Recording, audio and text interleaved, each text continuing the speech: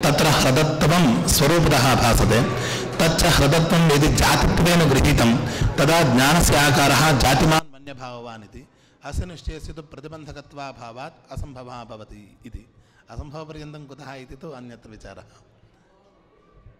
असम्भवः भवति यतः उद्देश्यतावच्छेदकतापर्याप्तिघटितं सम्बन्धं निवेश्य अतिव्याप्तिः असम्भवः गोलोके सम्पादितः अत्र तर्हि तद्वारणाय पक्षतावच्छेदकांशे अन्याप्रकारकत्वम् इति दलं निश्चयविशेषणतया निवेश्यते पक्षतावच्छेदकांशे अन्याप्रकारकत्वं नाम पक्षतावच्छेदकनिष्ठविशेष्यतानुरूपितप्रकार एवं सति जातिमान् मन्यभाववान् इत्यत्र पक्षतावच्छेदकं यत् तन्निष्ठविशेष्यतानुरूपितप्रकारता जातित्वे वर्तते अतः पक्षतावच्छेदके अन्यत् प्रकारविधिया भासते अन्य अप्रकारकनिश्चयः इत्युक्तौ जातिमान् मन्यभावान् इति निश्चयः धर्तुं न शक्यते किन्तु हृदः वन्यभावान् इत्येव निश्चयः तमादाय एवञ्च जातिमान् वन्यभावान् इति निश्चयमादाय न दोषप्रतिपादनम् इति उक्तम् यदि एवं रीत्या पक्षतावच्छेदकांशे अन्याप्रकारकत्वदलं स्यात् तर्हि हृदः जलवान् इति पदेन यत्र सम्बुध्यते तादृशस्थले जलवान् वन्यभाववान् इति निश्चयस्य प्रतिबन्धकत्वाभावात् वन्यभावजलवत्वस्य यदि हेत्वाभासत्वमिष्टं तन्न स्यात् तस्य हेत्वाभासत्वं न स्यात् यतः तत्र पक्षः जलवान् पक्षतावच्छेदकं जलं जलत्वेन रूपेण भासते अतः पक्षतावच्छेदकांशे अन्यत् प्रकारविधिया भासते इत्यतः अन्य अप्रकारकनिश्चयपदेन जलवान् वन्यभावान् इति निश्चयः धर्तुं न शक्यते इत्यतः अव्याप्तिः इति कथञ्चित् नाम पक्षतावच्छेदकतावच्छेदक अनवच्छिन्नप्रकारता अनुरूपकत्वम् इति परिष्कारः क्रियते चेत् पक्षतावच्छेदकतानवच्छेदकम् अनवच्छिन्नप्रकारता अनुरूपकत्वम् पक्षतावच्छेदकतानवच्छिन्नप्रकारता अनुरूपकत्वम्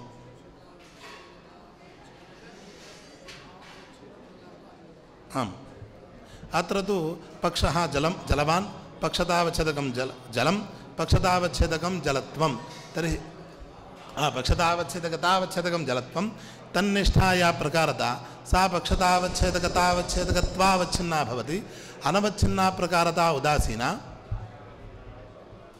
उदासीना तादृशप्रकारता अनुरूपकमेव अत्र विवक्षितम् अनुरूपकत्वमेव अत्र विवक्षितम् अत्र तु पक्षतावच्छेदकतावच्छेदकत्वावच्छिन्ना एव इयं प्रकारता अनवच्छिन्ना प्रकारता न भवति इत्यतः अस्य वारणं यदि क्रियते चेत् अत्र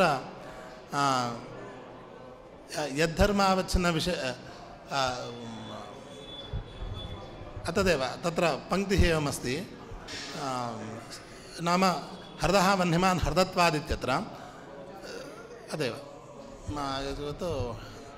तदेव अविशेषधर्मावच्छिन्नपक्षकस्थलीय किञ्चित् विशिष्ट तद्घटितदोषस्य असङ्ग्रहेण च इत्यस्ति नाम तदनुरोधेन हृदः वह्निमान् हृदत्वादिति स्थलं तत्र हृदः पक्षः हृदत्वेन रूपेण भासते अत्र हेतुरपि हृदत्वं पक्षतावच्छेदकहेत्वोः ऐक्यं तत्र साधारणदोषः स्वीकृतः तत्र हृदत्वं वन्यभाववद्वृत्ति इति बुद्धिं प्रति हृदत्वं वन्यभावद्वृत्ति इति निश्चयस्य प्रतिबन्धकत्वं परन्तु अत्र हृदत्वं पक्षतावच्छेदकम् इत्यतः तच्च उल्लिखितत्वात् केनचित् हृदत्वत्वेन रूपेण भासते इत्यतः पक्षतावच्छेदकत्वावच्छिन्नप्रकारता एव इयं भवति पक्षतावच्छेदकत्वा अनवच्छिन्नप्रकारतापदेन अनवच्छिन्नप्रकारता शालिज्ञानम् इदं ज्ञानं न भवति इत्यतः अत्र साधारणस्य असङ्ग्रहः भवति इत्यतः पक्षतावच्छेदकांशे अन्याप्रकारकत्वरूपदलं न निवेशयितुं शक्यम् इति आगतं तर्हि तादृशदोष अघटकपदार्थ अविषयकत्वं दोष अघटकपदार्थ अविषयकत्वं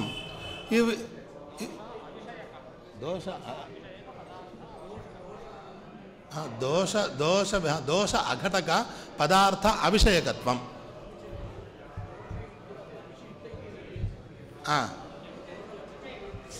विशिष्ट अघटकपदार्थ अविषयकत्वम् इति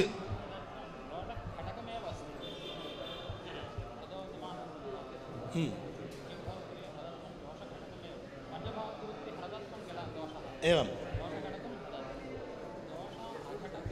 उदासीनं भवति एवं तदेव इदानीं जातिमान् मन्यभावान् इति निश्चयस्य तु दोषपदेन मन्यभावहृदः दोषः दोष अघटकः पदार्थः घटादिः तद् अविषयकत्वं हृदः मन्यभावान् इति निश्चये वर्तते। अत्र तु जातिमान् मन्यभावान् इति निश्चयस्यापि वारणं दोष अघटकः पदार्थः जातित्वं तद् अविषयकः निश्चयः इत्युक्तौ जातिमान् मन्यभावान् इति निश्चयः न भवति इति तस्य वारणं। जलवान् मन्यभावान् इति निश्चयस्य च संग्रहः जलवान् जलं जलत्वं सर्वमपि दोषघटकम् अतः एवम् अत्रापि हृदत्वमपि हृदत्वत्वमपि दोषघटकपदार्थः एव अतः दोष अघटक उदासीनपदार्थ अविषयकत्वम् एतेषु निश्चयेषु वर्तते इत्यतः त्रयाणां संग्रहः जातिमान् मन्यभावान् इति निश्चयस्य च वारणं भवति इत्युक्तौ सर्वं यत्र सर्वस्य पक्षत्वं तादृशस्थले सर्वम् आकाशवत् इति बुद्धिं प्रति सर्वम् आकाशाभावत् इति निश्चयस्य प्रतिबन्धकत्वात् आकाशाभावत् सर्वस्य हेत्वाभासत्वम् इष्टं तन्न स्यात् यतः सर्वस्य पक्षत्वात् तद् अघटकपदार्थः अप्रसिद्धः व्यासज्यवृत्तिधर्मप्रकारकबोधे तदाश्रय यावद्व्यक्तीनां भानम् इति नियमात् समेषां पदार्थानां दोषघटकत्वं दोष अघटकपदार्थः अप्रसिद्धः इति अयं परिष्कारः न युज्यते इति आगतं। तस्यैव परिष्कारः एवं क्रियते यद्रूपावच्छिन्नस्य यस्य यद्यद्रूपावच्छिन्नस्य यस्य दोषघटकता तद्दद्रूपावच्छिन्न तत्तन्निष्ठविषयता भिन्न किञ्चिदवच्छिन्नविषयता शून्यत्वम्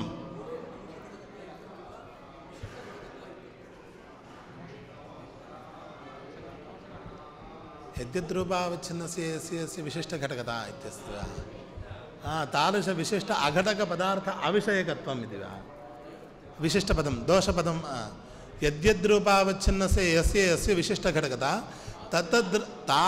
तत्तद्रूपावच्छिन्न तत्तन्निष्ठविषयता भिन्न किञ्चिदवच्छिन्नविषयता शून्यत्वम् इति परिष्कारः। एवञ्च अत्र समन्वयस्तु यद्यद्रूपावच्छिन्नस्य वह्नित्वावच्छिन्नस्य वह्नेः अभावत्वावच्छिन्नस्य अभावस्य हृदत्वावच्छिन्नस्य हृदस्य च दोषघटकता विशिष्टघटकता तत्तद्रूपावच्छिन्न तत्तन्निष्ठविषयता भिन्न किञ्चिदवच्छिन्नविषयता इत्युक्तौ उदासीनघटत्वावच्छिन्नविषयता तादृशविषयता शून्यत्वं हृदः वन्यभावान् इति निश्चये वर्तते इति तस्य संग्रहः। जातिमान् वन्यभावान् इति निश्चयस्य अथ एवमेव वारणं वह्नेः वह्नित्वेन वह्नेः अभावत्वेन अभावस्य एवञ्च हृदत्वेन हृदस्य च दोषघटकता तत्तद्रूपावच्छिन्न तत्तन्निष्ठविषयिता भिन्न किञ्चिदवच्छिन्नविषयितापदेन जातित्वत्वावच्छिन्न जातित्वनिष्ठविषयिता जातित्वत्वावच्छिन्न जातित्वनिष्ठविषयिता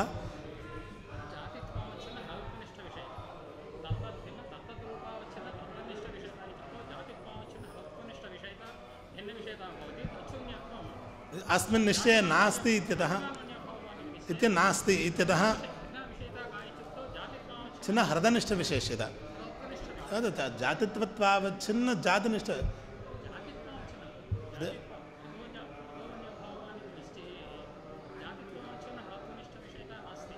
एवं तदेव उच्यते जातित्वावच्छिन्न हृदत्वनिष्ठविशेष्यता तादृशविषयता शून्यत्वम् अस्मिन् निश्चये नास्ति इत्यतः अस्य वारणं जातम्। एवमेव जलवान् मन्यभावान् इति निश्चयस्य संग्रहः एवं सर्वम् आकाशवत् इत्यत्रापि सर्वम् आकाशाभावत् इति निश्चयस्यापि संग्रहः भवति। सर्वत्वावच्छिन्न सर्वस्य दोषघटकता सर्वत्वावच्छिन्न सर्वस्य एवञ्च अभावत्वावच्छिन्न अभावस्य आकाशत्वावच्छिन्न आकाशस्य दोषघटकता तत्तद्रूपावच्छिन्न तत्तन्निष्ठविषयिता भिन्न किञ्चिदवच्छिन्नविषयिता इत्युक्तौ घटत्वावच्छिन्नविषयिता भवति।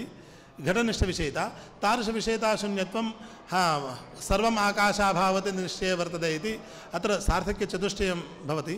तादृशविषयिताशून्यत्वं भवति इत्यतः विषयिताशून्यत्वं सर्वम् आकाशाभावति निश्चये वर्तते इति अस्य सङ्ग्रहोऽपि भवति इत्युक्तौ। एवं सति हृदः जात्यभाववान् इति बुद्धिं प्रति हृदः जातिमान् इति निश्चयस्य प्रतिबन्धकत्वं जातिमद्हृदस्य हेत्वाभासत्वम् इष्टं। तादृशस्थले जातिमान् इति निश्चयमादाय तत्र यत् कथमित्युक्तौ यद्यद्रूपावच्छिन्नस्य इदानीं पूर्वं तु तद्भिन्नविषयतापदेन जातित्वावच्छिन्नविषयता स्वीकृता। इदानीं स्वयं जातित्वं दोषघटितम् इत्यतः दोषः। यद्यद्रूपावच्छिन्नस्य इत्युक्तौ जातित्वावच्छिन्नस्य जातेः हृदः जातिमान् इति निश्चयः। हृदः जात्यभाववान् इति बुद्धिं प्रति हृदः जातिमान् इति निश्चयस्य प्रतिबन्धकत्वं तत्र जातिमान् इति निश्चयमादाय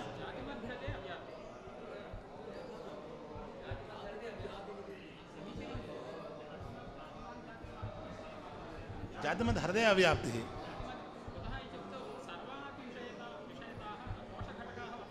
आम्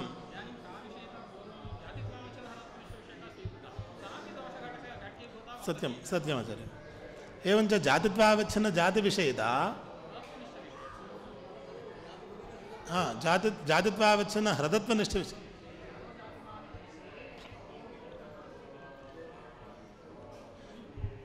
तर्हि जातित्वावच्छिन्न जातिविषयिता एवञ्च हृदत्वावच्छिन्न हृदविषयिता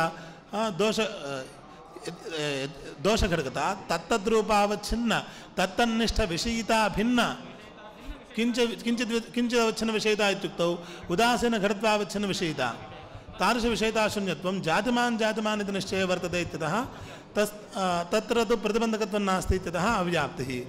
अतः अव्यापकविषयिताशून्यत्वदलं निवेशनीयमिति। नाम यद्रूपावच्छिन्नविषयितात्वं तादृशविशिष्टविषयकत्वसमानाधिकरण अभावप्रतियोगितावच्छेदकं तद्रूपावच्छिन्नविषयिताशून्यत्वम् इति। अत्र समन्वयस्तु यद्रूपपदेन प्रकृतदोषतावच्छेदकम् अन्यभावधर्तत्वं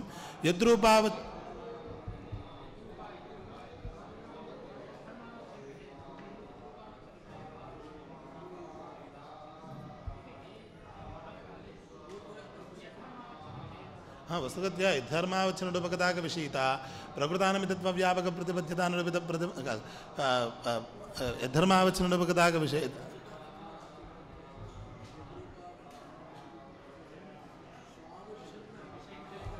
मानाधिकरण अभावप्रतियोगितावच्छेदकं तद्रूपावच्छिन्नविषयिता शून्यत्वम् इत्यस्ति स्वपदमेव अस्ति। अत्र तु यद्रूपपदेन प्रकृतदोषतावच्छेदकम् अत्र यत्र समन्वयः स्वीकर्तव्यः तत् स्वीकर्तव्यः। यद्रूपपदेन प्रकृते वन्यभावधर्तत्वं स्वीकृतं छेदकं वन्यभावधर्तत्वं यद्रूपपदेन अत्र जातिमान् वन्यभाववान् इत्यत्र प्रथमतः दोषः वार्यते।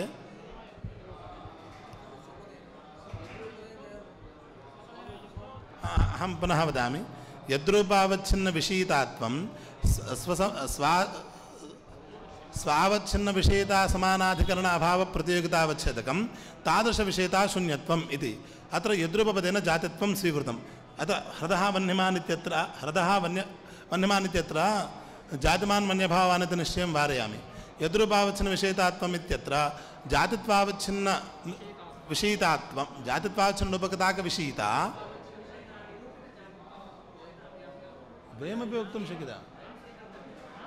वा इत्यस्ति किल जातिमद् हृदत्वा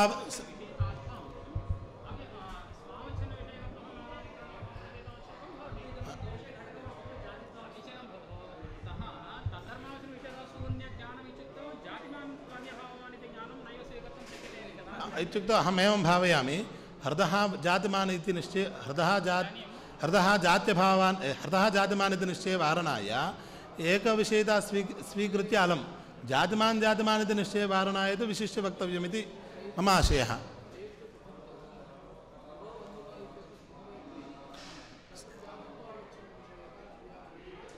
एवं तत्र तदेव जामचर्य हृदः अत्र समन्वयवेलाय इत्युक्तौ हृदो वह्निमान् इत्यत्र यद्रूपपद प्रकृते तु जातिमज्जातिमत्वावच्छिन्नविषयिता प्रकृते अत्र दोषवारणाय जातिमज्जातिमत्वावच्छिन्नविषयितात्वं स्वपदेन जातिमद्हृदत्वावच्छिन्नविषयिता जातिमद्हृदत्वं स्वावच्छिन्नविषयिता समानाधिकरणाभावप्रतियोगितावच्छेदकं भवति तादृशविषयिता शून्यत्वं हृदः जात्यभावान् हृदः जातिमान् इति निश्चये वर्तते अतः तस्य संग्रहः एवम्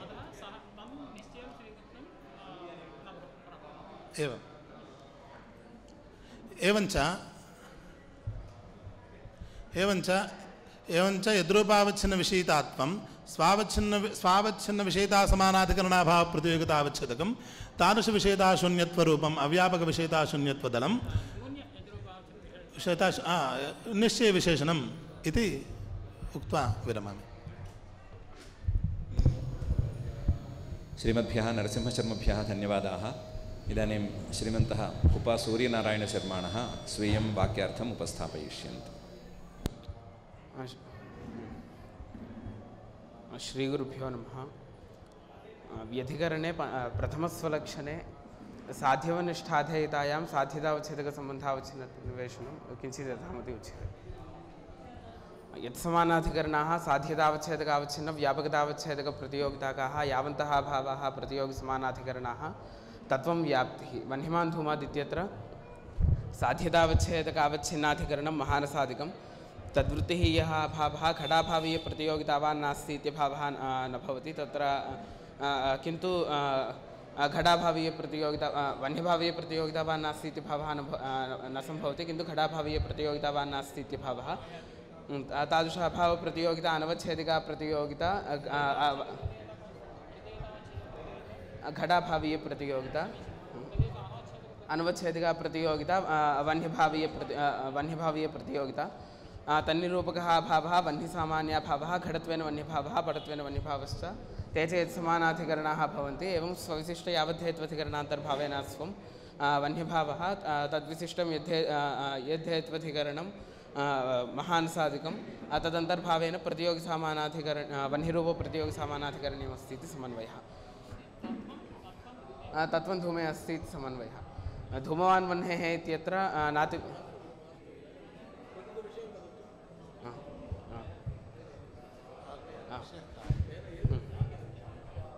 अत्र एवमपि अत्र साध्यतावच्छेदकसम्बन्धावच्छिन्नत्व अनिवेशे धूमवान् वह्नेः इत्यत्र अतिव्याप्तिः। अत्र कालिकसम्बन्धेन धूमाधिकरणं कालः तद्वृत्तिः यः भावः धूमभावः भवति। अतः तत्प्रतियोगितावच्छेदिका एव धूमभावीयप्रतियोगिता इति धूमभावः लक्षणघटकः न भवति।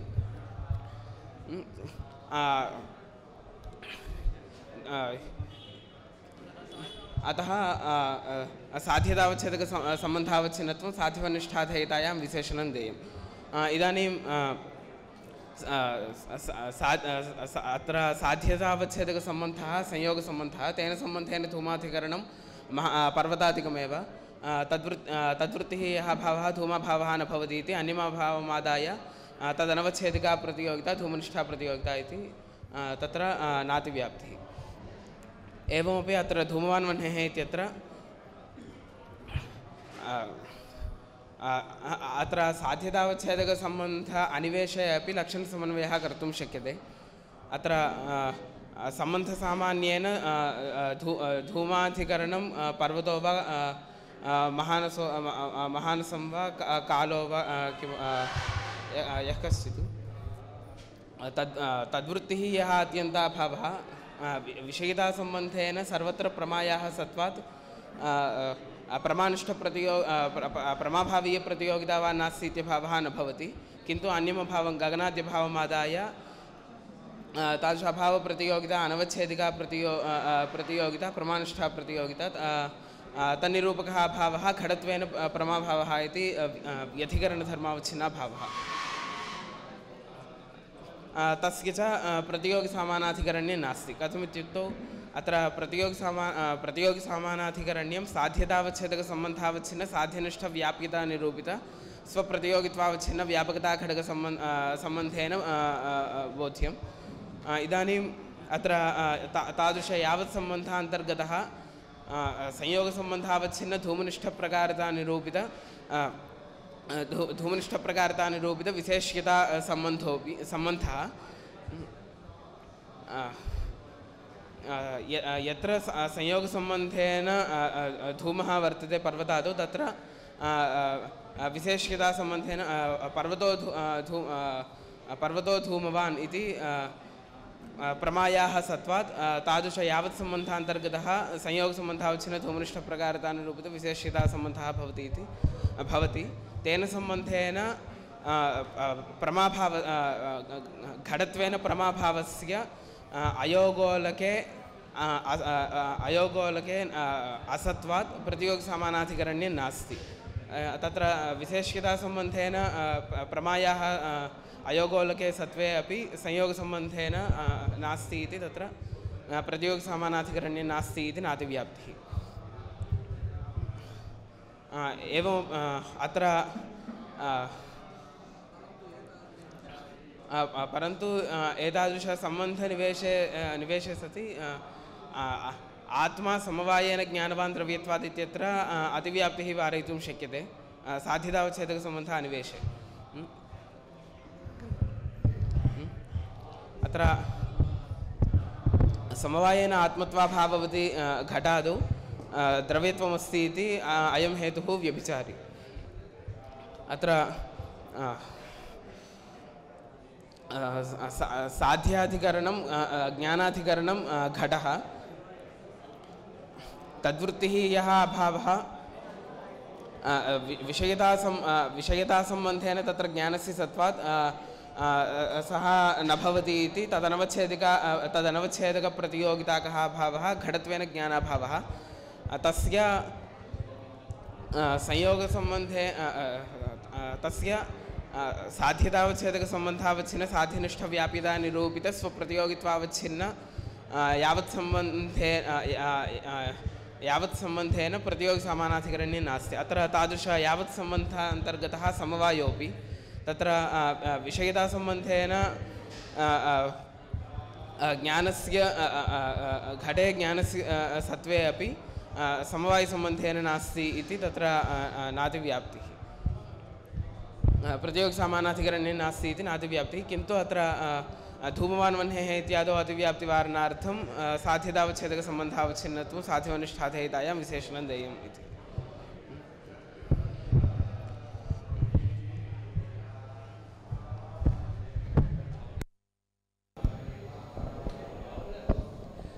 श्रीमद्भ्यः शर्मभ्यः धन्यवादाः। इदानीम् इतोपि एकः विषयः अवशिष्टः अस्ति धर्मशास्त्रे, परन्तु ततः पूर्वं सर्वेषां विदुषां सन्माननकार्यक्रमः आयोजितः अस्ति निर्वाहकैः। इदानीं सभायां भागं गृहीतवतां सर्वेषामपि हार्दाः धन्यवादाः सभापक्षतः व्याह्रियन्ते।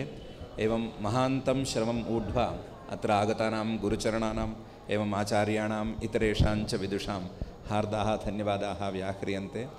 इदानीं श्रीमन्तः ब्रह्मानन्दशर्माणः सन्माननकार्यक्रमं निर्वक्ष्यन्ति। స్వామివారి మీద ఎంతో భక్తి శ్రద్ధలతో ఈ విశేష కార్యక్రమానికి వచ్చినందుకు మా ట్రస్ట్ తరఫున నా తరఫున కూడా వారందరికీ కూడా సాష్టాంగ ప్రణామాలు అర్పిస్తున్నాం. స్వామివారు సాంఘ సాధ్యాయ బిరుదాంగితులు, విద్యారణ్య పండితులు.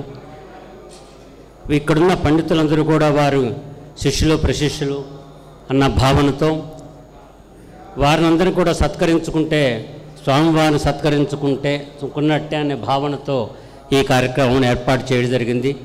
మీరందరూ కూడా చాలా ఎంతో ఓపికతో ఈ కార్యక్రమానికి వచ్చి సహాయం చేస్తున్నారు. ధన్యం. మాకు యథోచితంగా ఎంత అవకాశం ఉన్నంతకు అంత సత్కరించి గౌరవించుకుందాం అనే ఒక భావనతో పండితులకు మనం ఎంత ఇచ్చినా మనం వారి ఆత్మీయతను కొలవగలం, కానీ ధన రూపంలో వారిని మనం ఏమి కొనలేము. వారి ఆత్మీయతని మనం అనుభవిస్తూ వారిని తగిన సత్కారం చేసుకోవాల్సిందిగా మేము అనుకుంటున్నాం.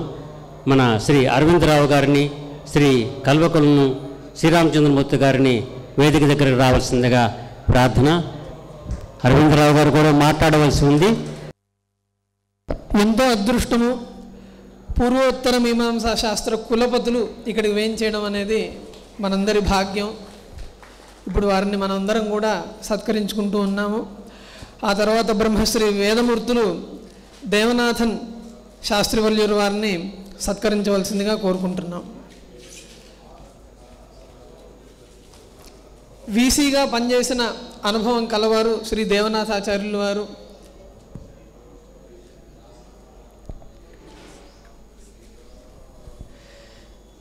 తర్వాత బ్రహ్మశ్రీ వేదమూర్తులు శ్రీపాద సుబ్రహ్మణ్య శాస్త్రి గారిని కూడా సత్కరించవలసిందిగా కోరుకుంటున్నాను.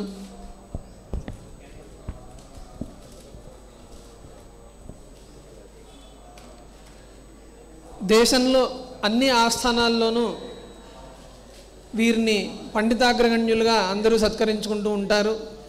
అటు శృంగేరి స్వామివారికి, కంచి స్వామివారికి కూడా ఎంతో అత్యంత ఆప్తులు. వారిని కూడా సత్కరించుకోవడం ఇది మనందరికీ కూడా చాలా అదృష్టము. వారిని సత్కరించుకుంటే గోడావారిని మనం సత్కరించుకున్నట్టే. బ్రహ్మశ్రీ వేదమూర్తులు ఎస్ఎల్పి ఆంజనేయ శాస్త్రి గారు యూనివర్సిటీలో వీరు పనిచేసి ఉన్నారు. ప్రస్తుత జగద్గురువులు శ్రీ సత్యచంద్రశేఖరేంద్ర సరస్వతి స్వామివారి వద్దనే ఉంటూ వారికి మార్గదర్శనం చేస్తూ ఉన్నారు. శ్రీ చింతన చేయిస్తూ ఉన్నారు. శ్రీ ఎస్ఎల్పి శాస్త్రి గారికి అనేక ధన్యవాదములు. బ్రహ్మశ్రీ వేదమూర్తులు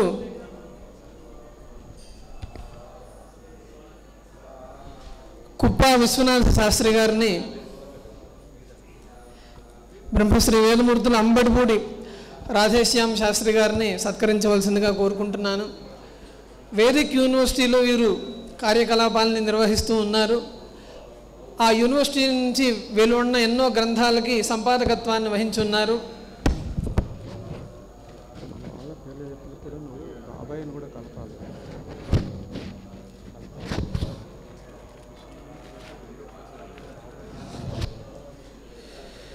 బ్రహ్మశ్రీ వేదమూర్తులు ఆర్ గోపాల శాస్త్రి గారు,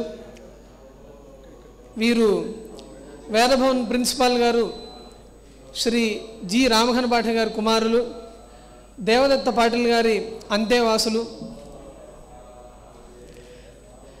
ఎన్నో శ్రౌతయాగాల్లో వీరు ఆర్తవిద్యాన్ని వహించి దిగ్విజయంగా నడిపిస్తూ ఉన్నారు.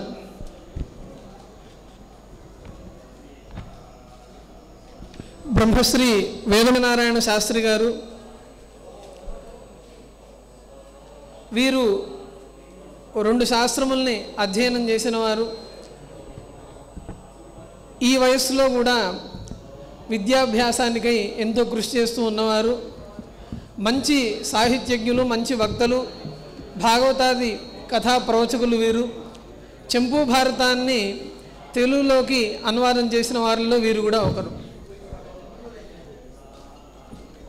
బ్రహ్మశ్రీ విద్యాపీఠంలో కార్యకలాపాలని నిర్వహిస్తూ ఉన్నారు.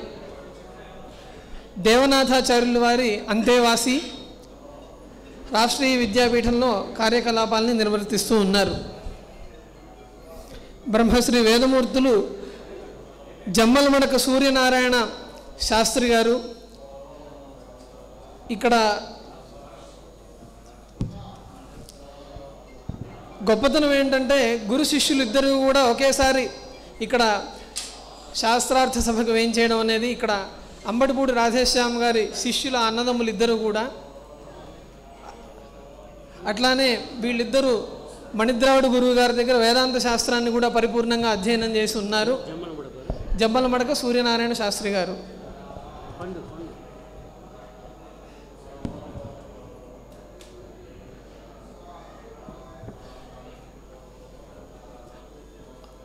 ఆంగ్ల భాషలో కూడా మంచి పాండిత్యం కలిగిన వాళ్ళు ఈ సోదరులు ఇద్దరు కూడా.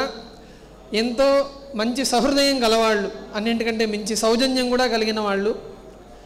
ఆ తర్వాత బ్రహ్మశ్రీ వేదమూర్తులు జమ్మలమడక శ్రీనివాస శాస్త్రి గారు, వీరు కూడా అంబడిపూడి రాధేశ్యామ్ గారి అంతేవాసులు. అట్లానే వేదాంత శాస్త్రంలో మణిద్రావిడ శాస్త్రి గురువు గారి అంతేవాసులు. కవికుల గురు కాళిదాస యూనివర్సిటీలో వీళ్ళు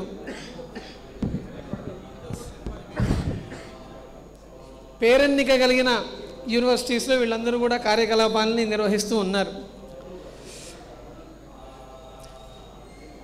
తర్వాత బ్రహ్మశ్రీ వేదమూర్తులు బ్రహ్మశ్రీ రేమెళ్ళ వెంకట రామకృష్ణ శాస్త్రి గారు,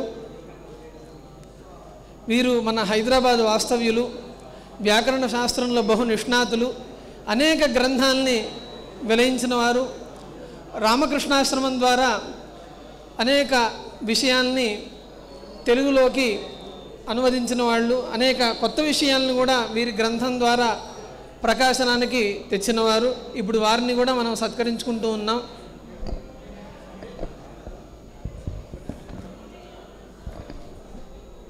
బ్రహ్మశ్రీ వేదమూర్తులు శ్రీ కుప్ప విశ్వనాథ శాస్త్రి గారు,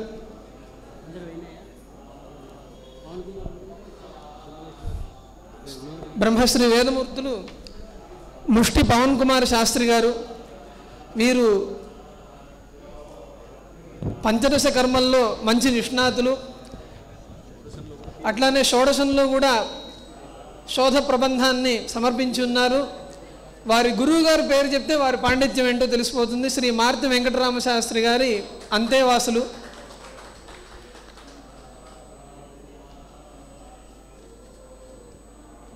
ప్రస్తుతం కంచి స్వామివారి దగ్గర ఉండి స్వామివారి కైంకర్యాన్ని చాలా అద్భుతంగా చేస్తూ ఉన్నారు.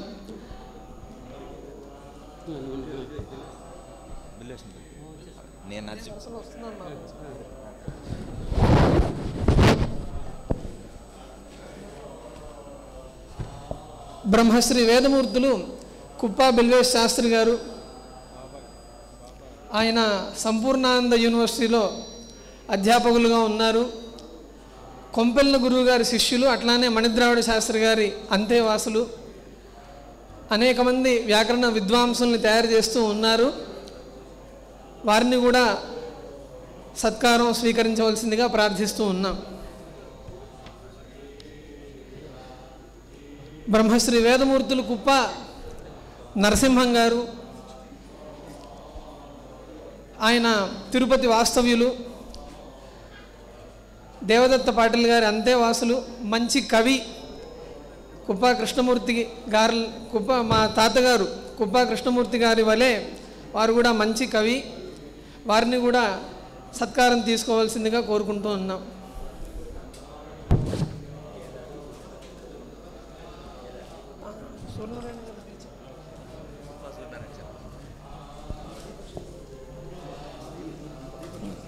తర్వాత మరో తిరుపతి వాస్తవ్యులు, ఈ మధ్యనే వ్యాకరణ శాస్త్రాన్ని పరిపూర్ణంగా పరీక్షించి పట్టా తీసుకుని ఉన్నారు, శ్రీ దీపక్ శాస్త్రి గారు. వీరు వేదిక్ యూనివర్సిటీలో ఒకవైపు ఉద్యోగాన్ని చేస్తూనే వ్యాకరణ శాస్త్రాన్ని సాధించారు.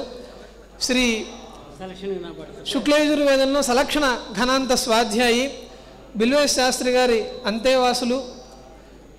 మొన్ననే పట్టా తీసుకుని సరిగ్గా మన సభకు వేయించేయడం అనేది విశేషం.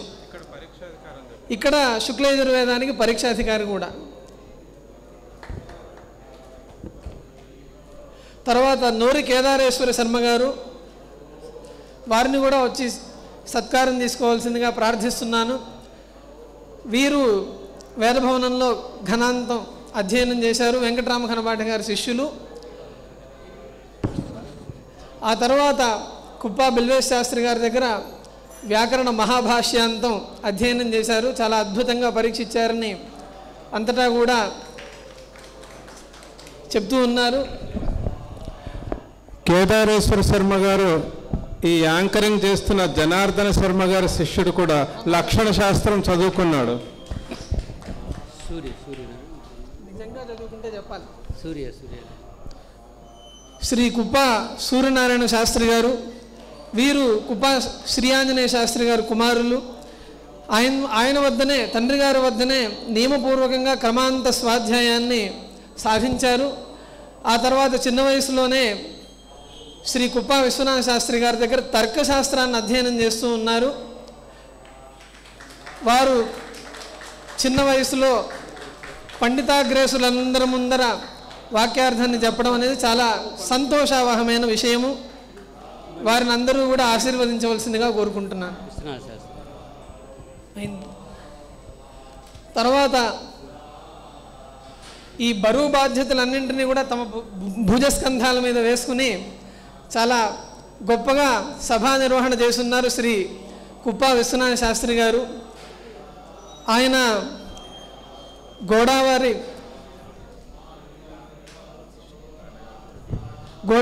అంతేవాసులు. అట్లానే మణిద్రావిడ శాస్త్రి గారి దగ్గర వేదాంత శాస్త్రాన్ని అధ్యయనం చేస్తున్నారు. భగవద్గీత, యోగ దర్శనము, భాగవతము ఈ మొదలైన విషయాలలో ప్రవచనం చేస్తూ ఉన్నారు. అందరికీ కూడా జ్ఞానప్రదాతలుగా ప్రకాశిస్తూ ఉన్నారు. వారిని సత్కరించుకుంటూ ఉన్నాం. ఇంతమంది సారస్వత పురుషులు ఇక్కడికి వేంచేసి సభ వారందరినీ కూడా ఆశీర్వదించడం ఎంతో ఆనందకరమైన విషయం. జనార్దన స్వామి వారు సబరికరాద్వైత సభని నిర్వహిస్తూ ఉండేవారు. ఆయనకి ఈ శాస్త్ర సభలన్నా వేదభాష్య సభలన్నా ఆయనకి రెండు కళ్ళ లాంటివి.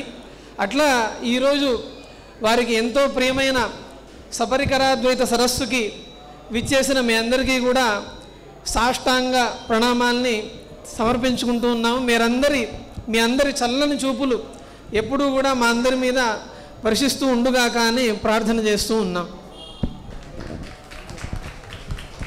2 నిమిషములు బ్రహ్మశ్రీ అరవిందరావు గారిని మాట్లాడవలసిందిగా కోరుకుంటున్నాం.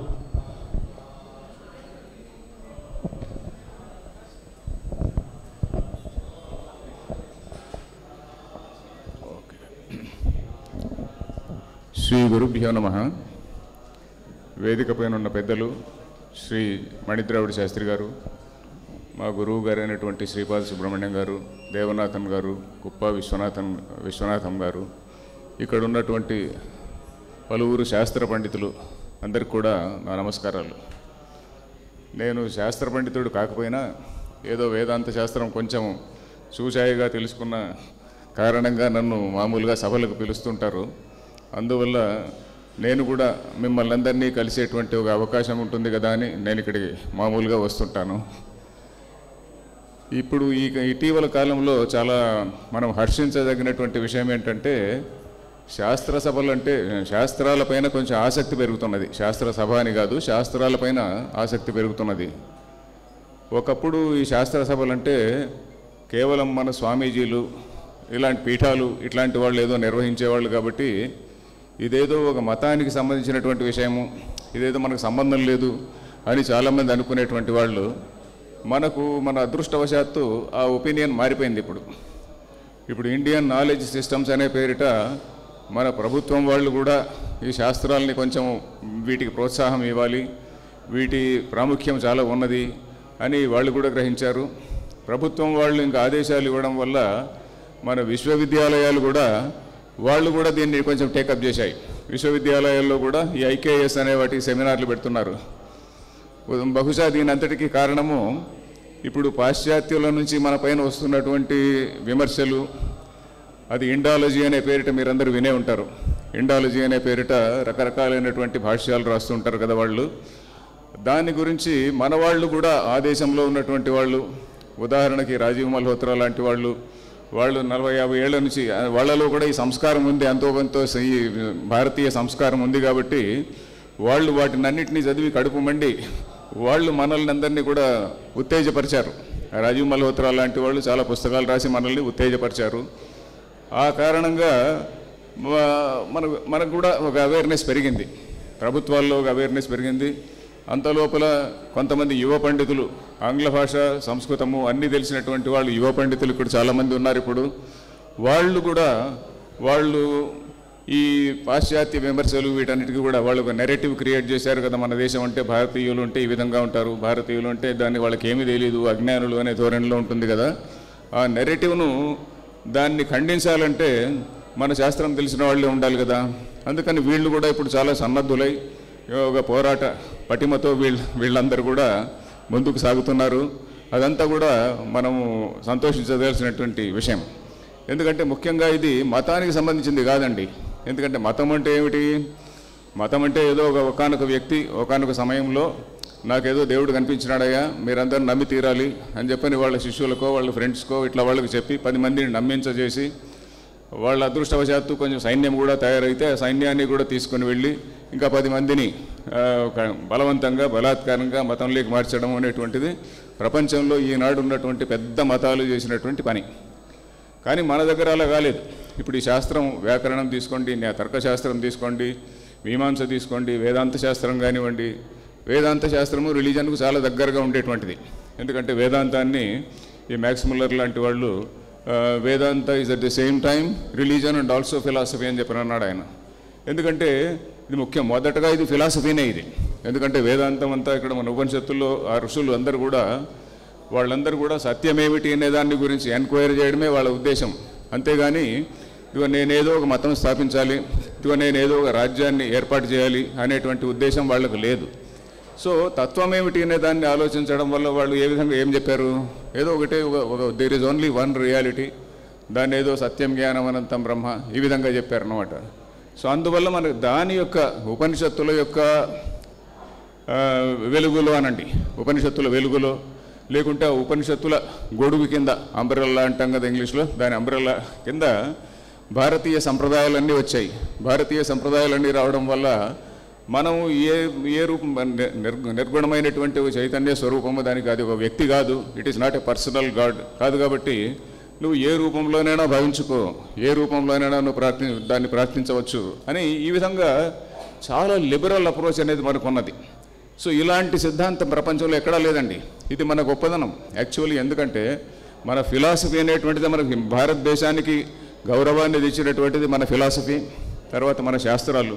ఎందుకంటే వ్యాకరణ శాస్త్రం ఉన్నదనుకోండి, ఈ ఫారినర్స్కి అందరికి కూడా, విదేశాల వాళ్ళకందరికీ కూడా లింగ్విస్టిక్స్ అనేటువంటిది ఇచ్చినటువంటిది మన పాణినీయ వ్యాకరణము, మన వ్యాకరణ శాస్త్రమే. సో ఇట్లనే మీమాంసా శాస్త్రము, ఇవన్నీ కూడా ఒక వాక్యాన్ని ఏ విధంగా అర్థం చేసుకోవాలి అనేటువంటివి. ఇప్పుడు ఇంకా అంతేకాకుండా ఇప్పుడిప్పుడు మన అదృష్టవశాత్తు అవేర్నెస్ పెరుగుతున్నది వీటిపైన. ఉదాహరణకి సుప్రీంకోర్టు జడ్జిలు కూడా ఇప్పుడు కొంతమంది ఏదో మీమాంసా శాస్త్రాన్ని చదువుతున్నారు.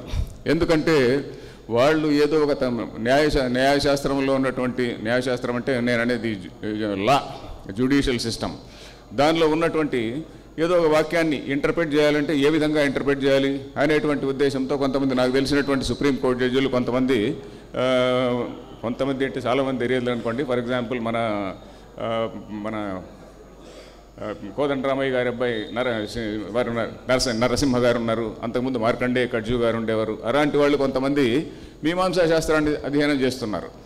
అలాగే ఇప్పుడు ఈ తర్కశాస్త్రం కూడా, తర్కశాస్త్రాన్ని ఇటీవల ఇప్పుడు ఆర్టిఫిషియల్ ఇంటెలిజెన్స్ ఉంది చూడండి, ఆర్టిఫిషియల్ ఇంటెలిజెన్స్ అని మనం వింటున్నాం కదా. దానిలో అదేం చేస్తుంది, ఇదివరకు ఉన్నటువంటి డేటానంతటిని కూడా స్టడీ చేసి ఒక బ్రహ్మాండమైన ఆన్సర్ను మన ఎదురుగా ఇస్తుంది. మనం ఏ ప్రశ్న అడిగినా కూడా, వేదాంతం గురించి ఒక ప్రశ్న అడిగినా కూడా మంచి బ్రహ్మాండమైన ఆన్సర్ ఇస్తుంది మనకు. ఆంగ్లంలో కావచ్చు, తెలుగులో కావచ్చు, ఎట్లా సంస్కృతంలో ఇవ్వలేదనుకుంటా, తెలుగులోను ఇంగ్లీష్లోను చాలా చక్కని ఆన్సర్లు ఇస్తుంది. బట్ దానిలో ఉన్నటువంటి కొరత ఏంటంటే అది మనిషిలాగా ఆలోచించి వై అనేటువంటి ప్రశ్న వేసుకోలేదు. వై అనేటువంటి ప్రశ్న వేసుకొని దాని తర్వాత ఏ విధంగా ఆలోచించాలి అనేటువంటి తెలియదు. అందుకని ఇప్పుడు వాళ్ళు ఆర్టిఫిషియల్ ఇంటెలిజెన్స్లో పనిచేస్తున్నటువంటి వాళ్ళు ఇప్పుడు కొంచెం తర్కశాస్త్రం పైన కాన్సన్ట్రేట్ చేస్తున్నారు. ఇది నాకెలా తెలుసు అంటే, మా అబ్బాయి అమెరికాలో ఉంటాడు, వాడు కూడా కంప్యూటర్స్ ఇంజనీరు, కంప్యూటర్స్ టీచ్ చేస్తుంటాడు. వాడు చెప్పాడు అన్నమాట. ఇప్పుడు వాడు నన్ను అప్పుడప్పుడు ఇది ప్రమాణము, ప్రత్యక్షం అంటే ఏమిటి, అదంటే ఏమిటి, ఇదంటే ఏమిటిని వాడేదో నన్ను అడగడం లేదులే, ఎందుకంటే నాకు తెలియదు కాబట్టి. అతను ఇట్లాంటి మాటలు మాట్లాడుతుంటాడు అన్నమాట.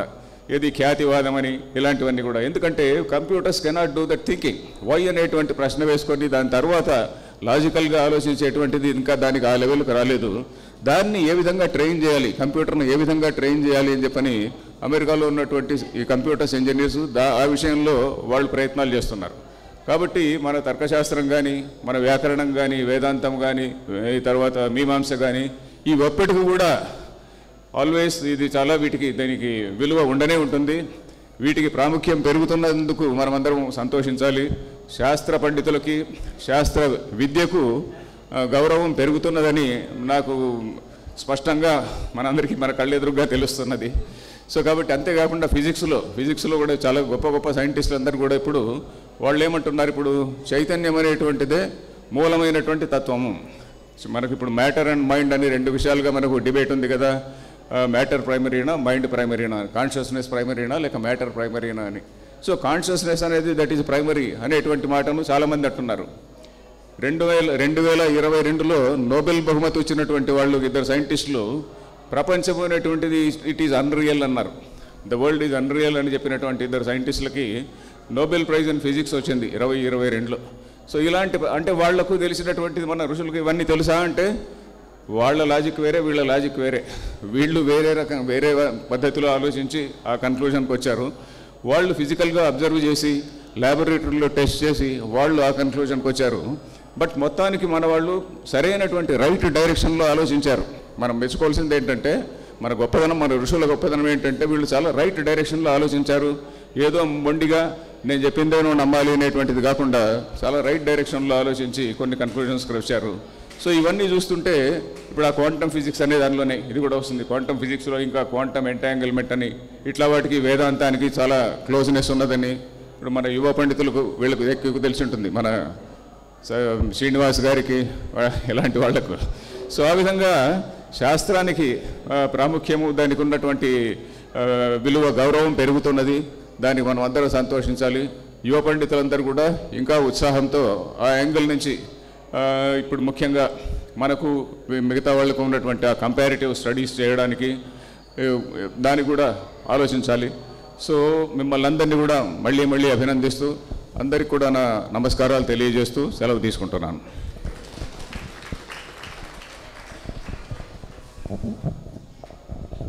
శ్రీ కల్వకొల్లి శ్రీరామచంద్రమూర్తి గారిని కూడా 2 నిమిషాలు మాట్లాడవలసిందిగా కోరుకుంటున్నాం.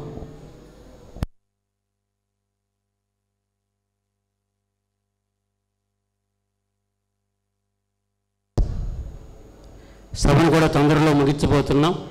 ఇంకొక 5-10 నిమిషంలో సభను కూడా ముగించుకోబోతున్నాం.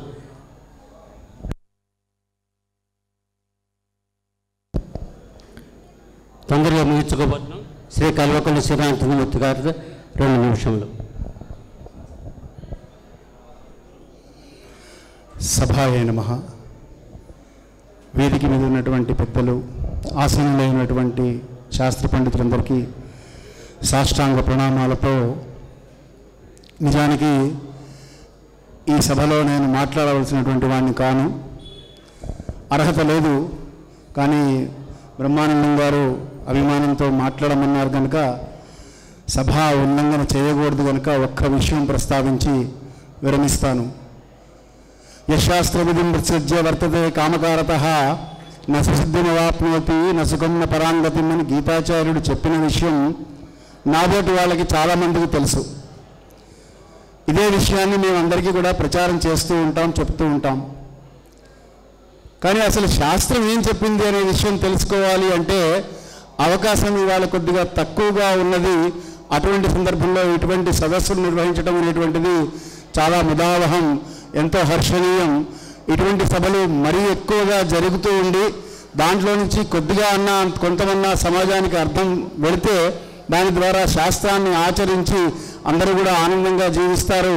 అది నా యొక్క విజ్ఞాపన. ఈ శాస్త్ర పండితులందరికీ కూడా మీరంతా PhD చేసినటువంటి వాళ్ళు అయితే బేసిక్ లెవెల్లో కూడా కొన్ని ఎవరైనా చెప్పగలిగినటువంటి వాళ్ళు ఉంటే అటువంటి వాళ్ళని మాబోటి వాళ్ళకి అందజెప్తే మేము సభలు నిర్వహించి సామాన్యులకు లౌకిక వృత్తిలో ఉన్నటువంటి వాళ్ళకి చాలామందికి వాళ్ళు ఇందాక పెద్దలు అరవిందరావు గారు చెప్పినట్లుగా ఆసక్తితో ఉన్నారు చాలామంది, శాస్త్రం విషయం తెలుసుకుందాం, ఆచరిద్దామని. కానీ అది ఏమిటి అనేటువంటిది ధర్మ విషయ సందేహాలు వచ్చినప్పుడు శాస్త్రం ఏం చెప్తుంది అని తెలియకుండా సందిగ్ధంలో ఉంటున్నారు. అటువంటి వాళ్ళకు కూడా ఏమన్నా మేలు చేసే విషయం మనం ఆలోచన చేయగలిగితే బాగుంటుంది అని సభాముఖంగా బ్రహ్మానందం గారికి సూచన చేస్తూ నా వంతు సహాయ సహకారాలుగా నేను తప్పకుండా సంవత్సరానికి ఒకసారి ఇటువంటి సభలు నిర్వహించడానికి సిద్ధంగా ఉన్నాను అని తెలియజేస్తూ ఈ అవకాశం ఇచ్చినందుకు, శ్రద్ధగా వినేందుకు మీ అందరికీ నమస్కారాలు సమర్పణ చేస్తూ ధర్మస్య విజయోస్తు.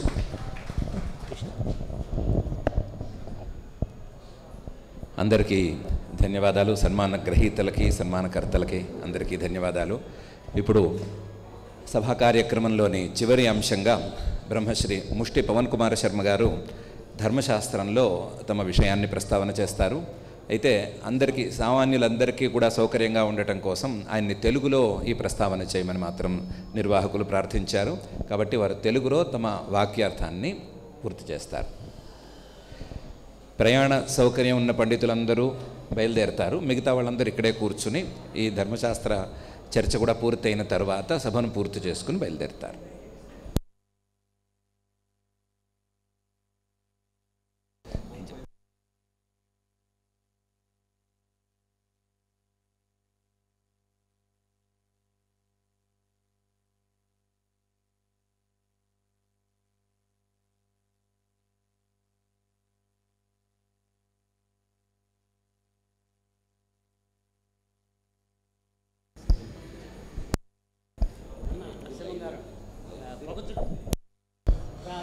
సభాయై నమః. సదాశివసమారంభాం కోదండాచార్యమధ్యమాం వెంకటరామార్యపర్యంతాం వందే గురుపరంపరాం.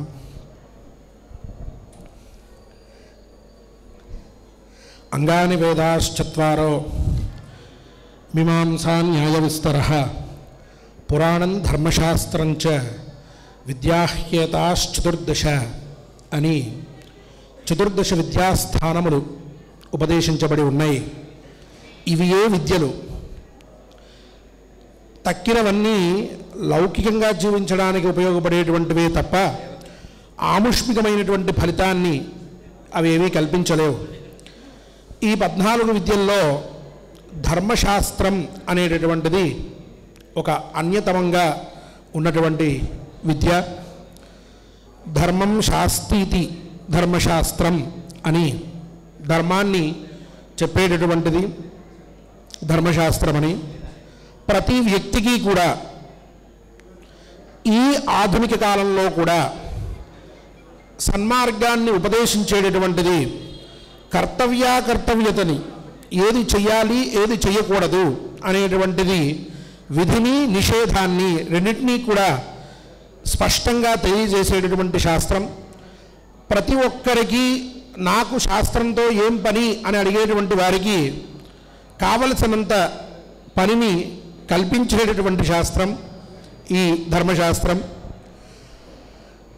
విశిష్య ఒక మానవుడు ఉదయం లేచిన దగ్గర నుంచి రాత్రి పడుకునేంత వరకు, లేక తను పుట్టినప్పటి నుంచి వివాహ పర్యంతం ఉన్నటువంటి సంస్కారాలకి సంబంధించినటువంటి అంశాలకు, అలాగే ఉన్నటువంటి ఆస్తి పంచాలి అనంటే దాయ విభాగం ఎలా చేసుకోవాలో తెలిపేటటువంటి, ఒక పాపం చేస్తే ఆ పాప నివృత్తి ఎలా చేసుకోవాలో తెలిపేటటువంటి, అట్లే ఎప్పుడైనా ఒక ధర్మకార్యం చేయాల్సి వస్తే దాని యొక్క విధి విధానాన్ని తెలిపేటటువంటి శాస్త్రాన్ని ధర్మశాస్త్రం అని చెప్పారు.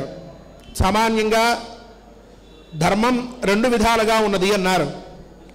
ప్రవృత్తి ధర్మము, నివృత్తి ధర్మము అని. ప్రవృత్తి ధర్మము అది శ్రౌత స్మార్త విభాగంతో మళ్ళీ 2 విధాలుగా ఉన్నది. నివృత్తి ధర్మము అది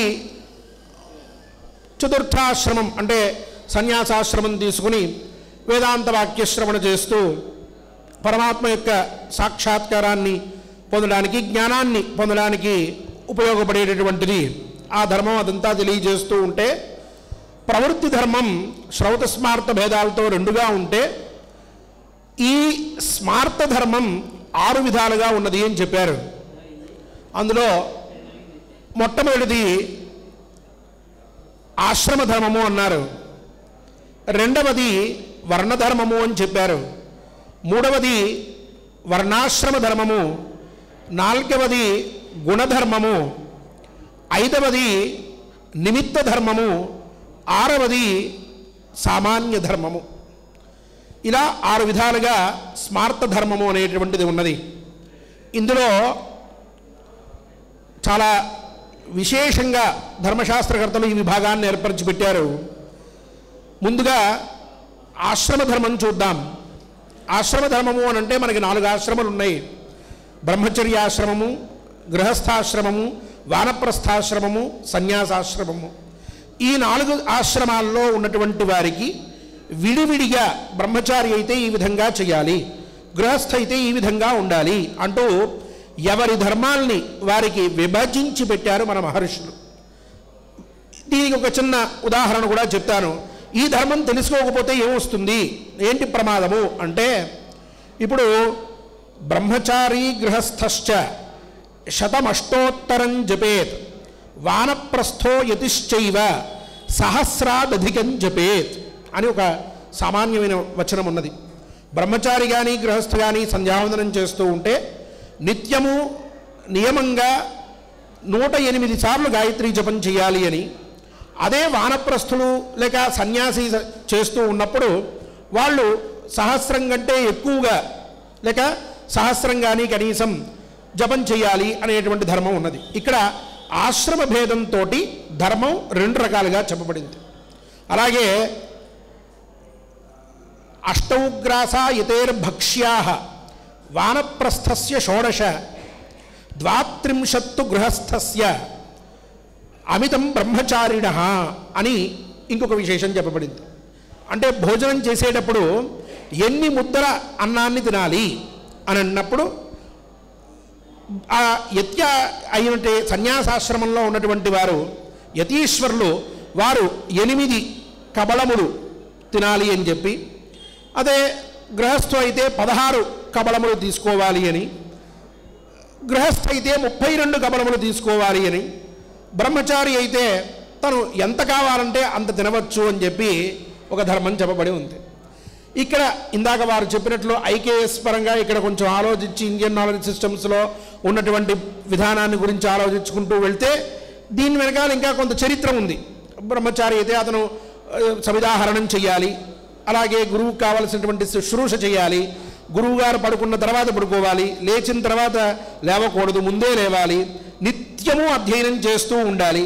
ఇలాంటివన్నీ ఉన్నప్పుడు ఆహితాగ్నిరనడ్వాంశ్చ బ్రహ్మచారీ చ తే త్రయః అష్నంత ఏవ సిద్ధ్యంతి నైషాం సిద్ధిరనశ్నతాం అని తినకపోతే వాళ్ళకి పని జరగదు, వాళ్ళు తినే తప్పకుండా పని చెయ్యాలి అని చెప్పారు. అందుకని అమితం బ్రహ్మచారిణ అని వాళ్ళకు ఉన్నటువంటి పని బట్టి ఈ రకమైనటువంటి నియమం చెప్తూ వచ్చారు. గృహస్థ అయితే 32 దంతములు ఉంటాయి, 32 కబళములు అతను తినాలి అని చెప్పి ఇంకొక నియమాన్ని ఒకరు చెప్తూ వచ్చారు.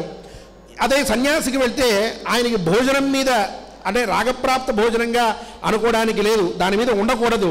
కేవలం సన్యాసాశ్రమంలో ఉన్నవారు శరీర సంరక్షణార్థమే వాళ్ళు ఆహారం తీసుకోవాలి తప్ప ఇష్టంతోనో లేక జిహ్వ చాపల్యంతోనో వాళ్ళు భోజనం చేయడం లేదు. కాబట్టి 8 ముద్దలే వాళ్ళకి భోజనం, రుచిగా ఉన్నా రుచిగా లేకపోయినా అంతే తీసుకోవాలి అని ధర్మశాస్త్రం చెప్తూ వచ్చింది.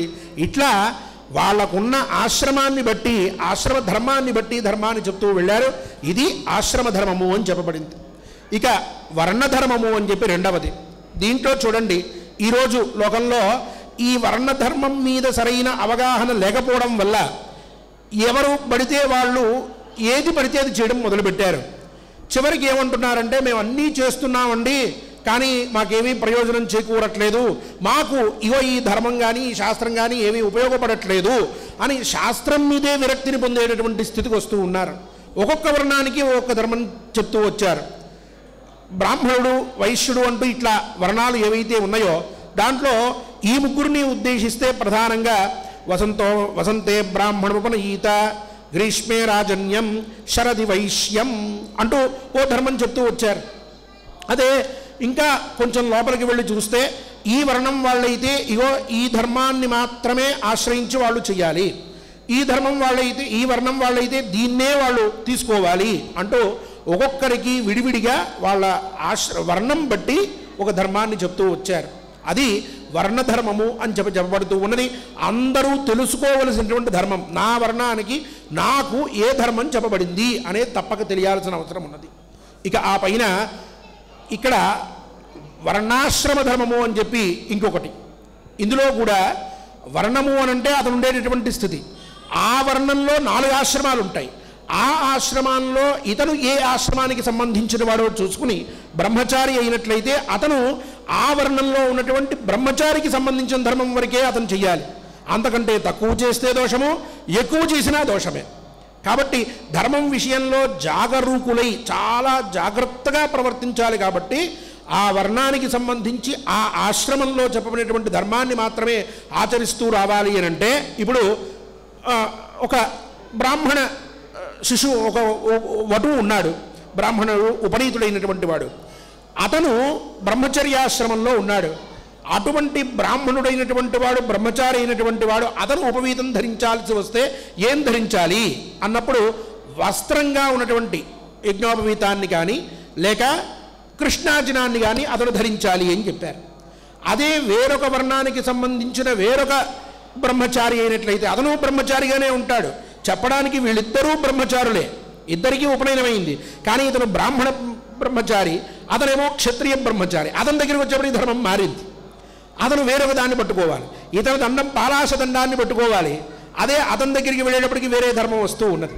పాలాశోదండో బ్రాహ్మణస్య నయ్యగ్రోధస్కంధజో వాంగగ్రోరాజన్యస్య అని క్షత్రియ బ్రహ్మచారి అయితే అతను మర్రి చెట్టుకి సంబంధించినటువంటి ఊడని తీసుకుని దాన్ని అతను ధర్మంగా పెట్టుకోవాలి. ఆ సమిధిని పెట్టుకుని అతను చక్కగా దండంగా అతను వ్యవహరించుకోవాలి అని చెప్పారు. కాబట్టి ఇక్కడ ఒక్కొక్క ఆశ్రమంలో ఉన్నటువంటి వాళ్ళందరికీ కలిపి ఒక ధర్మం చెప్పలేదు, వాళ్ళ వర్ణం బట్టి ఆశ్రమ ధర్మం మారుతూ వస్తూ ఉన్నటువంటిది అనేది ధర్మశాస్త్రంలో వివరంగా చెప్పినటువంటి మాట. ఇది కూడా తప్పక ప్రతి ఒక్కరూ తెలుసుకోవలసినటువంటిది. ఈ ఆశ్రమంలో ఈ వర్ణంలో ఉన్నటువంటి నాకు ఎంతవరకు ధర్మాచరణకి యోగ్యత ఉన్నది, నా పరిధి ఎంతవరకు, నేను కనిపించినటువంటి ప్రతి మంత్రాన్ని జపించేస్తాను, ఏవో మూలమంత్రాలన్నీ పెట్టేసుకుంటాను, ఎక్కడో కనిపిస్తున్నాయి యూట్యూబుల్లో ఈ మంత్రం జపిస్తే అష్టైశ్వర్యాలు వచ్చేస్తాయి, వెంటనే తీసుకోవడం, తర్వాత రోజు నుంచి దాన్ని ఇష్టం వచ్చినట్టుగా చేసేస్తూ ఉండడం. కొన్ని రోజులకి కాలికి దెబ్బ తగిలితే అగో ఆ మంత్రం చేస్తేనే నాకు కాలికి దెబ్బ తగిలింది, హిందూ ధర్మం అంటే ఇలాంటిది అని చెప్పి హిందూ ధర్మం మీద పడి ప్రతి ఒక్కరు కూడా దానికి కొన్ని అడిషనల్ కొన్ని ఇవి కూడా కలిపి ధర్మం మీదే పూర్తిగా దాడి చేయడం అనేటటువంటిది అజ్ఞాన మూలకము. తెలుసుకుని జ్ఞాత్వ కర్మాణి కుర్వీత, తెలుసుకుని ప్రవర్తించవలే. ధర్మం ఇంత సూక్ష్మంగా ఉన్నది, ధర్మం విషయంలో ఎప్పుడూ స్వతంత్రత పనికిరాదు అనేటటువంటిది ఈ వర్ణధర్మ, ఆశ్రమధర్మ, వర్ణాశ్రమ ధర్మాలని జాగ్రత్తగా పరిశీలిస్తే తెలియజేటటువంటి సత్యం. ఇక ఆ పైన నాలుగవది నిమిత్త ధర్మము అని చెప్పి చెప్పబడినటువంటిది. నిమిత్తం అనంటే ప్రాయశ్చిత్తానికి, ప్రాయశ్చిత్త శబ్ద నైమిత్తికే రూఢ అని చెప్పారు. ఎప్పుడూ కూడా ఒక పాపాన్ని పురస్కరించుకుని ప్రాయశ్చిత్తం అనేటటువంటిది పుడుతుంది. కాబట్టి ప్రాయశ్చిత్తం అనేటువంటిది నైమిత్తికమని ప్రాయశ్చిత్త ధర్మాన్నంతటినీ నైమిత్తిక ధర్మంగా చెప్తూ వచ్చారు. ఆ ప్రాయశ్చిత్తాలు 9 రకాలుగా ఉంటాయి. జ్ఞానకృత పాపాలు వేరు, అజ్ఞానకృత పాపాలు వేరు, ప్రకాశకృత పాపాలు వేరు, రహస్యకృత పాపాలు వేరు, సకృత్కరణాలు కొన్ని, అభ్యస్తములు కొన్ని, అత్యంతాభ్యస్తములు కొన్ని, చిరకాలాభ్యస్తములు కొన్ని, అంటే ఒకరోజు చేసేవి, కొన్ని రోజులు చేసేవి, ఎప్పటి నుంచో చేసేవి, కొన్ని సంవత్సరాల నుంచి అలాగే అలవాటైపోయినటువంటివి.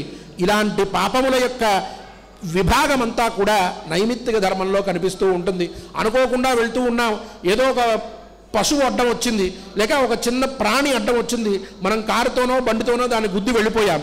అక్కడ మన కోరిక లేదు, మనం కావాలని చేయలేదు, అనుకోకుండా చేశాం. కానీ తప్పు తప్పే. కాబట్టి అనుకోకుండా చేసినటువంటి ఆ తప్పుకు ప్రాయశ్చిత్తం ఉంది. అది చేసుకుంటేనే మనకి మళ్ళీ ఈ మనం చేసేటటువంటి కర్మల్లో అధికారం కలుగుతుంది. దీనికి విజ్ఞానేశ్వర్యం అనేటువంటి గ్రంథంలో మాట చెప్పారు. ప్రాయశ్చిత్తస్య ద్వేషక్తి భవతః వ్యవహార నిరోధిక నరక జననీ చేతి తన్నివారకస్య ప్రాయశ్చిత్తస్యాపి ద్వేషక్తి భవతః పాపస్య ద్వేషక్తి భవతః నరక జననీ వ్యవహార నిరోధిక చేతి తన్నివారకస్య ప్రాయశ్చిత్తస్యాపి ద్వేషక్తి భవతః నరక నివారిక వ్యవహార జననీ చేతి అని. అంటే పాపానికి 2 శక్తులు ఉన్నాయి. ఒకటి, మనం మన నిత్యకర్మల్లో లేక మనం చేసేటటువంటి పనుల్లో ఏదైతే మనకు ఒక అధికారం ఉన్నదో, సంధ్యావందన, అగ్నికార్య లేక అగ్నిహోత్ర ఇత్యాది కర్మల యందు అధికారం ఏదైతే సామాన్యంగా ప్రాప్తించి ఉన్నదో అటువంటి అధికారాన్ని నాశనం చేస్తోందట పాపం. అలాగే నరకాన్ని కూడా పుట్టిస్తూ ఉన్నది. ఈ పాపాన్ని పోగొట్టేటటువంటి ప్రాయశ్చిత్తానికి కూడా 2 శక్తులు ఉన్నాయన్నారు. ఇక్కడ మనం చేసేటటువంటి ఈ వ్యవహారం ఏదైతే నిత్యము మనం చేయాల్సినటువంటిది ఏదైతే ఉందో దాంట్లో మనకు అధికారాన్ని కలగజేస్తోంది, అలాగే మన యొక్క నరకాన్ని కూడా అది పోగొడుతూ ఉన్నది అని చెప్పారు. కాబట్టి ప్రాయశ్చిత్త ధర్మం అనేటువంటిది చాలా ముఖ్యమైనటువంటిది. మనుషుల యొక్క ప్రవృత్తి సామాన్యంగా ఎలా ఉంటుంది అనంటే పాపము యందు కొంత ఆసక్తి కలిగింది ఉంటుంది. కొన్ని పాపాలు రాగతః చేస్తాం, కొన్ని పాపాలు అనాలోచితంగా చేస్తాం, కొన్ని పాపాలు కావాలని వాటిని రాగం లేకపోయినా కొన్ని సందర్భాల్లో చేయాల్సినటువంటిది వస్తుంది. ప్రాయశ్చిత్త వివేకం అనేటటువంటి గ్రంథంలో ఈ విభాగం అంతా చెప్తూ వచ్చి ప్రతి ఒక్కరికి కూడా ప్రాయశ్చిత్త ధర్మం అనేటువంటిది చాలా ముఖ్యమైనటువంటిది అని చెప్తూ వచ్చారు. ఇటువంటి ప్రాయశ్చిత్తాలను చెప్పేటటువంటి దాన్ని నైమిత్తిక ధర్మము అని చెప్తూ వచ్చారు. ఇక గుణధర్మము అనేటువంటిది ఒకటి. ఈ గుణధర్మము అనంటే చూడండి, ఆహితాగ్నికి ఒక ధర్మం ఉంటుంది, అనాహితాగ్నికి ఒక ధర్మం ఉంటుంది. అలాగే మామూలుగా ఉండేటటువంటి బ్రహ్మచారికి ఓ ధర్మం ఉంటుంది, అధ్యయనయుక్తుడైనటువంటి బ్రహ్మచారికి ఓ ధర్మం ఉంటుంది. ఆశౌచంలో కూడా అతను వేదాంగాలన్నీ కూడా అధ్యయనం చేసినటువంటి వ్యక్తి అయితే, అతను చాలా యోగ్యుడైనటువంటి వాడైతే అతనికి సద్యశౌచం ప్రకీర్తితమని సద్యశౌచమే చెప్పబడింది. అదే సామాన్య గృహస్థుడైతే అతనికి దశరాత్రా శౌచం చెప్పబడింది. అలాగే క్షత్రియుడి విషయంలో తీసుకుంటే మూర్ధాభిషిక్తుడైనటువంటి క్షత్రియుడికి ఓ ధర్మం, కేవల క్షత్రియుడికి ఓ ధర్మం. రాజానః సత్యశౌచినః అని ఒక వాక్యం ఉంది, వాళ్ళకి ఎప్పుడూ సత్యశౌచం అన్నారు. ఎవరికి సత్యశౌచం అంటే రాజశబ్దంతో ప్రతి ఒక్క క్షత్రియుడికి సత్యశౌచం అని తాత్పర్యం కాదు.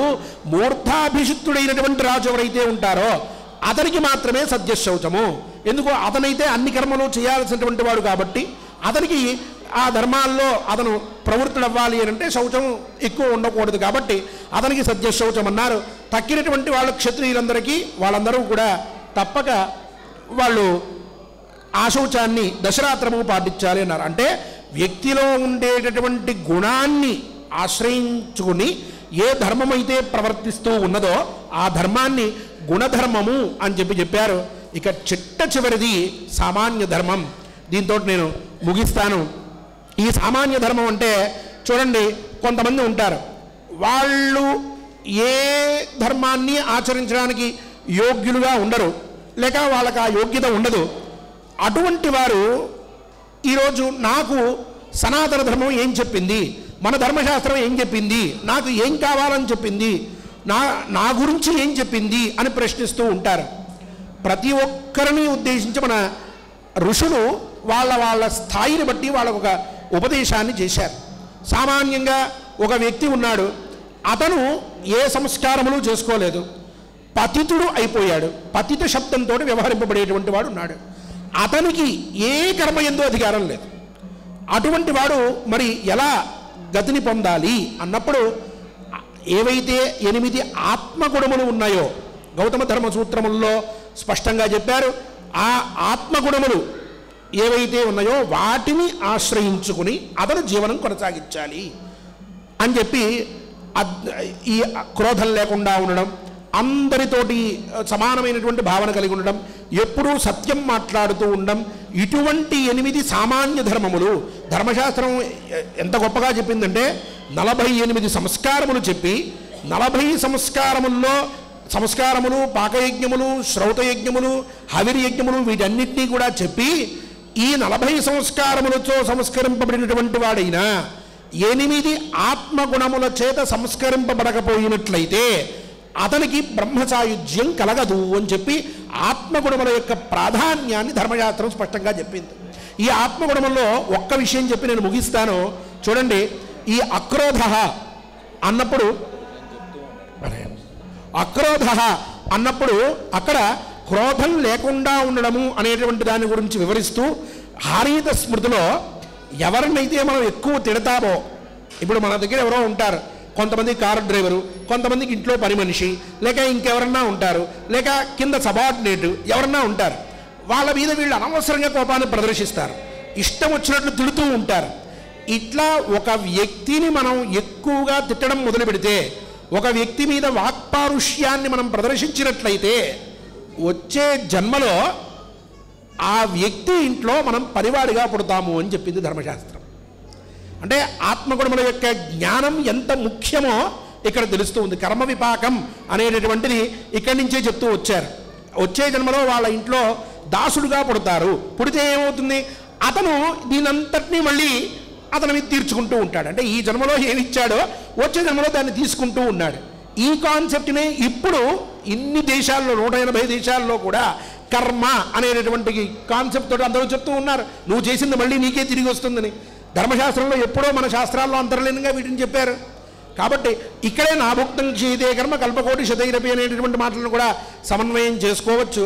ఇట్లా 8 ఆత్మగుణములు కూడా అత్యంత ప్రధానములైనటువంటివి. అవి ఎంతవరకు వచ్చిందంటే ధర్మశాస్త్రంలో దగ్గర చెప్పారు. వివాహ వ్యవస్థలో ఎవరికి వారిని వారి వారి సమాన జాతీయుల్ని వారు వివాహం చేసుకోవాలి అంటూ ఒక విషయాన్ని చెప్పి, ఒకవేళ ఇక్కడే త్రివిధ సాంకర్యం చెప్పారు. వర్ణ సాంకర్యం, వర్ణ సంకీర్ణ సాంకర్యం, వర్ణ సంకీర్ణ సంకర సాంకర్యం అంటూ 3 విధాలుగా సాంకర్యాన్ని చెప్పారు. ఇట్లా ఎవరో ఒకరు జనిస్తే అటువంటి వాడికి వేదోక్తమైన సంస్కారముల యందు అధికారం లేదు అన్నారు. మరి అతను యోగ్యుడే, అతను ఏ పాపం చేయలే, అతనికి ఏమీ దోషం లేదు. మాతాపితృ సంబంధమైనటువంటి దోషం వల్ల అతనికి అటువంటిది కలిగింది. అతనికి ఏ సంస్కారాలు లేవు. మరి అతను ఎట్లా ధరించాలి, అతను ఎట్లా ఉండాలి అని అంటే, ఈ సంస్కారములేమీ లేకపోయినా ఈ 8 ఆత్మగుణములని అతను అనుసరించి తన జీవితాన్ని వీడికి తగ్గట్టుగా మలుచుకుని జాగ్రత్తగా ఈ ధర్మాన్ని పాటిస్తే, అంటే కేవల నిమిత్త ధర్మ పరిపాలనేన తస్య గతి సమ్యక్ భవతి అంటూ ఈ ధర్మాలనే పాటించినా సరిపోతుంది అంటూ ధర్మశాస్త్రం చెప్పింది. అంటే సామాన్య ధర్మములు ప్రతి వ్యక్తికి ఈ రోజుల్లో చెప్పాలి అని అంటే ఈ మతం ఆ మతం అంటూ ఏమీ లేదు. ఈ 8 ధర్మములు అన్ని దేశాల్లో ఉన్నటువంటి ప్రపంచంలోని ప్రతి వ్యక్తికి కూడా తన యొక్క గతిని మార్చుకోవడానికి, వ్యక్తిత్వ నిర్మాణానికి, అలాగే లోకాన్ని మొత్తాన్ని సమదృష్టితో చూస్తూ అందరితోటి సమానమైనటువంటి ధర్మాన్ని పాటించడానికి ఎంతో ఉపయోగపడేటటువంటి ధర్మంగా ఈ యొక్క సామాన్య ధర్మం కనిపిస్తూ ఉన్నది. ఇట్లా 6 విధములైనటువంటి ప్రవృత్తి ధర్మాంతర్గత స్మార్త ధర్మము లోకంలో ఉండేటటువంటి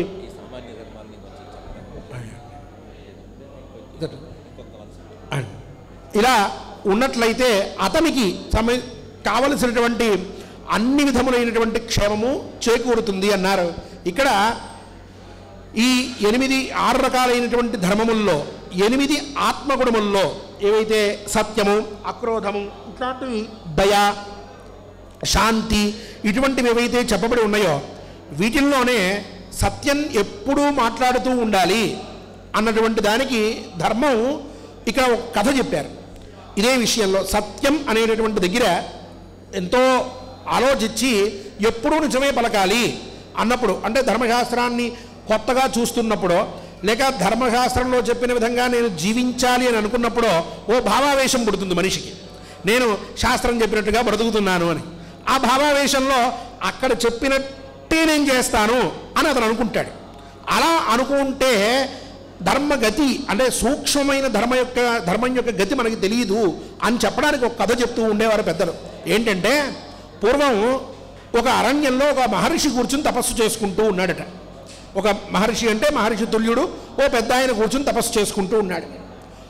ఒక వ్యక్తి పరిగెట్టుకుంటూ వచ్చి ఒక గుహలో దాక్కుని ఉన్నాడు. ఆ గుహలో దాక్కుని ఉన్నప్పుడు ఓ దొంగల ముఠ వెనకాల వచ్చి ఈ తపస్సు చేసుకుంటున్న ఆయన్ని కదిపి, ఏమయ్యా ఇక్కడికి ఎవరన్నా వచ్చారా, నువ్వేమన్నా చూసావా అని అడిగారట. ఈయన చూశాడు ఆ వ్యక్తి గుహలోకి వెళ్ళడం. ఆలోచించాడు, నేను ధర్మం చెప్పాలి, సత్యం మాట్లాడాలి అని చెప్పి నేను సత్యవాక్ పరిపాలనని తప్పక ఆశ్రయించి ఉంటాను కాబట్టి చెప్పేస్తున్నాను మనసులో అనుకుని, ఇగో ఆ గుహలోకి ఇందాక ఒకడు వెళ్ళాడు అని చెప్పాడు. వీరు వెంటనే గుహలోకి వెళ్ళి ఆ వ్యక్తిని చంపి అతని దగ్గర ఉన్నటువంటి డబ్బునంతటినీ తీసుకుని వెళ్ళిపోయింది. ఇప్పుడు ఇతను సత్యం అనేటటువంటి 8 ఆత్మగుణాల్లోని సత్యం అనేటటువంటి గుణాన్ని ఇతను చక్కగా ఆశ్రయించి చేసినట్లా లేక ఇతను ఆ వ్యక్తిని చంపినట్లా అన్నప్పుడు ఆ వ్యక్తిని చంపినటువంటి పాపమే ఇతనికి వస్తూ ఉన్నది అని చెప్పారు. ఎందుకు అనంటే సూక్ష్మమైనటువంటి ధర్మగతి మనెవరికి కూడా తెలియదు. ఇక్కడ సత్యం మాట్లాడడం కంటే అవతల మనిషి యొక్క ప్రాణాన్ని కాపాడడం ప్రధానము.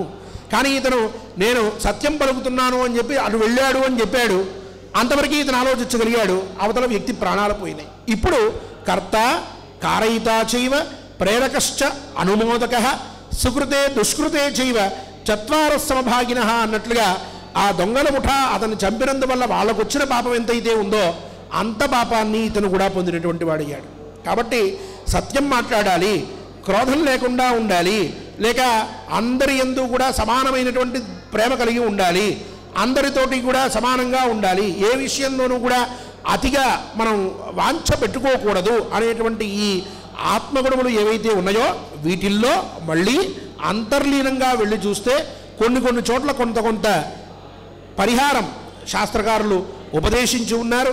కొన్ని చోట్ల అమెండ్మెంట్ ఉంటుంది. సత్యం బ్రూయాత్ ప్రియం బ్రూయాత్ నబ్రూయాత్ సత్యం అప్రియం అంటూ ఇలా చెప్పినటువంటి ధర్మాలని కూడా మనం అక్కడ సమన్వయం చేసుకుని ధర్మశాస్త్రాన్ని ఆలోచించవలసి వస్తుంది. ఇలాంటి ధర్మశాస్త్రములో మనకి ఏది కావాలంటే అది ఒకే మాట, ఉదయాన్నే లేచిన తర్వాత బ్రాహ్మే ముహూర్తే చోత్థాయ చింతయేదాత్మనో హితం. ఏ ధర్మశాస్త్ర గ్రంథం చూసినా మొట్టమొదటి ఇదే చెప్తారు. దాంట్లో ఏం చెప్పారనంటే నిద్ర లేచిన వెంటనే ముందు అలా కూర్చుని ఈరోజు నేను ఉంటానా ఉండనా మొట్టమొదటి ఈ మాట అనుకోమన్నారు. నా ప్రాణం పోతోంది, కొంతవరకు నా ప్రాణం పోయింది అని అనుకోమన్నారు. ఆయుష్ గడిచిపోయింది అనుకోమన్నారు. ఆయుష్ గడిచిపోవడం ఏంటండి అంటే నిన్న రాత్రికి ఆ రాత్రి అయిపోయింది, ఆ రోజు అయిపోయింది. కాబట్టి ఈరోజు నేను ఎంతవరకు ఉంటానో తెలియదు. ఈరోజు నా పనులన్నీ నేను సత్యంగా చేయాలి, ధర్మంగా ఉండాలి, నేను ఎవరినీ కష్టపెట్టకూడదు, నేను బాగుండాలి అని చెప్పి ఇలా ఆలోచించి అక్కడ ఉండి ఆ పైన చేతులు రెండు చూసుకుని కరాగ్రే వసుదే లక్ష్మీ అంటూ శ్లోకం చెప్పి అక్కడ దేవతా సందర్శనం చేసి ఆ పైన రెండు కాళ్ళు భూమి మీద పెట్టే ముందర అప్పుడు చక్కగా సముద్రవసనే దేవి అంటూ భూమిని ప్రార్థించి, అంటే రోజు కాళ్ళతో తొక్కే దానిలో కూడా దేవతని స్మరించి ఆ పైన బయటికి రమ్మని చెప్పారు. ఇప్పుడు ఈ ప్రాసెస్ అంతా చూడండి, ఏ రకంగా ఆలోచించినా కనీసం 5 నుంచి 7 నిమిషాలు పడుతుంది ఇదంతా జరగడానికి. ఈరోజు మన డాక్టర్లు ఏం చెప్తున్నారు, ఉదయాన్నే లేచిన వెంటనే అలాగే మంచం దిగి నడిచేయకండి, హార్ట్ అటాక్ వచ్చేటువంటి ప్రమాదం ఉంది, కూర్చుని ఒక 5 నిమిషాలు విశ్రాంతి తీసుకుని తర్వాత మీరు దిగి నడవండి, అప్పుడు మీకు బాగుంటుంది అని చెప్పారు. ధర్మశాస్త్రంలో ఇలా ఎవరైతే ఆలోచిస్తారో ఈరోజు నాకేమవుతుంది, నా జీవితం ఏమిటి అంటూ ఇలా ఆలోచించి ఎవరైతే మెల్లిగా వాళ్ళ పనిని మొదలు పెడతారో అటువంటి వారికి ఆయుష్యాభివృద్ధి కలుగుతుంది అని చెప్పారు. ఇప్పుడు డాక్టర్లు కూడా అదే చెప్తున్నారు, వెంటనే దిగితే ప్రాణం పోతుందని. అంటే ధర్మశాస్త్రం మన యొక్క ఆరోగ్యాన్ని అనుసరించి మన యొక్క దైనందిక జీవితంలో ఎంతో ప్రభావాన్ని చేకూర్చేటటువంటిది. భోజనం చేసేటప్పుడు కుడి చేతి వైపే గ్లాసు పెట్టుకోవాలి అన్నారు, మంచినీళ్ళ పాత్ర. ఎడం చేతి వైపు పెట్టుకోవద్దు అన్నారు. అలాగే తాగేయద్దు అన్నారు. ఎందుకు అంటే శాస్త్రకారులు చెప్పింది ఆ రోజుల్లో వాళ్ళు వైజ్ఞానికంగా చెప్తే వాళ్ళకి అవసరం లేదు కాబట్టి, వాళ్ళంతా తెలిసిన వాళ్ళు కాబట్టి వాళ్ళు భయపడుతూ చెప్పారు. తత్తోయం రుధిరం భవేత్ అని చెప్పి ఎడం వైపుగా ఉండేటటువంటి పాత్రలో నీరు అది రక్తంతో సమానము అని చెప్పారు. అందుకని కుడివైపు పెట్టుకోండి అని చెప్పారు. అది కూడా ఈ తాగేటప్పుడు ఆ పాత్ర తీసుకుని ఈ చేతి మీద పెట్టుకుని ఇలా తాగమని చెప్పారు. కేవలం ఎడం చేతితోటి తాగడం తప్పు అనేటటువంటి ఉద్దేశ్యంతో. ఆధునికంగా దీని మీద రీసెర్చ్ చేసినటువంటి వాళ్ళు చెప్పిన మాట, ఇలా పక్కన పెట్టుకున్నప్పుడు భోజనం చేసేటప్పుడు ఇలా వంగాల్సి వస్తుంది. అలా వంగినప్పుడు అతను ఆ పాత్ర తీసుకుంటూ ఉంటే తిన్నటువంటి అన్నం అంతా ఇటువైపే చేరుతూ ఉంటుంది, ఒకవైపే. అది 2 వైపులా సమానమయ్యి ఇతనికి భోజనానంతరం ఆ ఆయాసం అనేటువంటిది రాకుండా ఇతన్ని కాపాడుతుంది అని చెప్పి ఈ విషయం మీదే రీసెర్చ్ చేసి చెప్పినటువంటి వాళ్ళు ఉన్నారు. ఇట్లా రోజు ఉదయం నుంచి మొదలుపెట్టి రాత్రి పడుకునేంత వరకు ధర్మశాస్త్రం చెప్పిన విధంగా మనం జీవించగలిగితే దాంట్లో మన ఆరోగ్యం అనేటువంటిది చాలా మెరుగుపడుతుంది. ఒక తమలపాకు ఎలా వేసుకోవాలి, తాంబూలంలో ఎన్ని వక్కలు ఉండాలి, ఎంత దానికి సున్నం రాయాలి, ఆ తమలపాకుల యొక్క గుణం ఎట్లా ఉండాలి, ఇవి కూడా ధర్మశాస్త్రం మనకు ఉపదేశించింది. అలా చేస్తే ఏమొస్తుందో చెప్పింది. భోజనం చేసేటప్పుడు ఏది ముందు తినాలి, ఏది తర్వాత తినాలి, షడ్రసాల విభాగం ఏమిటి, చివరికి భోజనం అయిపోయిన తర్వాత ఆ వంట పాత్రలు ఒక్కొక్కటి దేంతో కడగాలి, అన్నం వండినటువంటి పాత్ర అయితే ఎలా కడగాలి, అదే ఏదన్నా కాస్త నూనెతోటి నెయ్యితోటి ఉన్నటువంటి పాత్రలు అయితే వాటిని బొగ్గుతోటి మొదలైన వాటితో ఎలా కడగాలి, ఈ విషయాలు కూడా మన ధర్మశాస్త్రంలో చెప్పబడ్డాయి. అంటే మానవుడు జీవించడానికి అవసరమైనటువంటి ప్రతి అంశాన్ని కూడా ఇటు వైజ్ఞానిక పరంగా, అటు ఆరోగ్యపరంగా, ఇటు ధర్మపరంగా వేదోక్తమైనటువంటి పద్ధతిలో చాలా వివరంగా వివరించినటువంటి శాస్త్రం ధర్మశాస్త్రం. కాబట్టి అటువంటి ధర్మశాస్త్రాన్ని నిత్యము కూడా స్మరించుకుంటూ ధర్మశాస్త్రం చెప్పిన విధంగా మనం జీవించడం అనేటటువంటిది ఎంతో ముఖ్యమైనటువంటి విషయం. తద్వారా లోక కళ్యాణం అనేటువంటిది ఏర్పడుతుంది అనేటువంటి విషయాన్ని నేను అందరికీ కూడా విన్నవించుకుంటూ